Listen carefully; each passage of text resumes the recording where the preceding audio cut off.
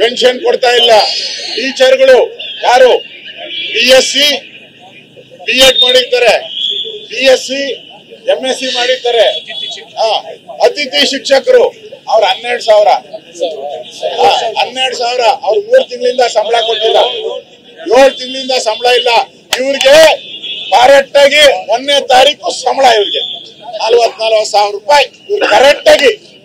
ಅದು DK ಶಿವಕುಮಾರ್ ಹೇಳಿದಾನೆ ನೋಡ್ರಿ, ಅಧಿಕಾರಿಗಳಿಗೆ ಯಾರಿಗೂ ಸಂಬಳ ಕೊಡದಿದ್ರು ಪರವಾಗಿಲ್ಲ, ಜ್ಯೇಷ್ಠರುಗಳು ಸಂಬಳ ಕೊಡದಿದ್ರು ಪರವಾಗಿಲ್ಲ, ನಮ್ ಕಾಂಗ್ರೆಸ್ ಕಾರ್ಯಕರ್ತರಿಗೆ ಕರೆಕ್ಟ್ ಆಗಿ 1ನೇ ತಾರೀಕು 40,000 25,000 ದುಡ್ಡು ತಗೊಂಡೋಗಿ ಅವ್ರ ಮನೆಗೆ ತಗೊಂಡೋಗಿ ಕೊಟ್ಬಿಡ್ಬೇಕು. ಅವ್ರ ಮನೆಗೆ ಆ ರೀತಿಯಾದಂತ ಆದೇಶವನ್ನ ಮಾಡಿದ್ದಾರೆ. ಇದು ಮನೆ ಆಳ್ ಕೆಲಸ, ಈ ಸರ್ಕಾರದ ಮನೆ ಆಳ್ ಕೆಲಸ. ಇದು ಮನೆ ಹಾಳು ಮಾಡ್ತಾ ಇದ್ದಾರೆ. ಯಾರೋ ಕಟ್ಟಿದ್ದು ಈ ವಿಧಾನಸೌಧ, ಕೆಂಗಲ್ ಹನುಮಂತಯ್ಯನವ್ರು ಕಟ್ಟಿದ್ದು. ಈ ಕಟ್ಟಿರೋ ವಿಧಾನಸೌಧದಲ್ಲಿ ಹಗಲು ದರೋಡೆ ಮಾಡ್ತಾ ಇರೋ ಈ ಕಾಂಗ್ರೆಸ್ಸಿನ ವಿರುದ್ಧವಾಗಿ ನಾವು ಹೋರಾಟವನ್ನ ಮಾಡ್ತಾ ಇದ್ರಿ. ಇದು ಮುಗಿಸ್ಕೊಂಡು ವಿಧಾನಸಭೆ ಒಳಗಡೆ ಹೋಗ್ತೀರಿ, ಅಲ್ಲೂ ಹೋರಾಟ ಮಾಡಿ ಅದಾದ್ಮೇಲೆ ರಾಜಭವನಕ್ಕೆ ನಾವು ಇವತ್ತು ಏನು ನಾವೆಲ್ಲ ಜನತಾದಳ ಮತ್ತು ಬಿಜೆಪಿಯ ಎಲ್ಲಾ ಶಾಸಕರು ಕೂಡ ಒಟ್ಟಾಗಿ ಹೋರಾಟ ಮಾಡ್ತಾ ಇದ್ದಾರೆ.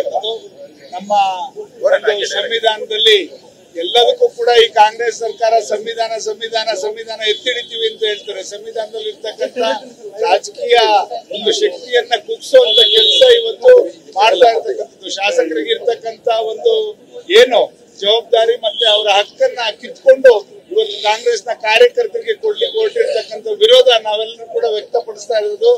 ಇವತ್ತು ಏನು ಎಲ್ಲಾ ಸಮಿತಿಗಳು, ತಾಲೂಕಿನಲ್ಲಿ ಇರ್ತಕ್ಕಂಥ 16 ಸಮಿತಿಗಳು, ಏನು ಆಶ್ರಯ ಇರ್ಬೋದು, ಬಗರಕುಂ ಇರ್ಬೋದು, ಮತ್ತೆ ವಸತಿ ಸಮಿತಿ ಇರ್ಬೋದು, ಕಾಲೇಜ್ ಸಮಿತಿ ಇರ್ಬೋದು, ಮತ್ತೆ ಆಸ್ಪತ್ರೆ ಸಮಿತಿ, ಇವೆಲ್ಲದಕ್ಕೂ ಕೂಡ ಶಾಸಕರನ್ನ ಅಧ್ಯಕ್ಷರು ಮಾಡಿದ್ದಾರೆ.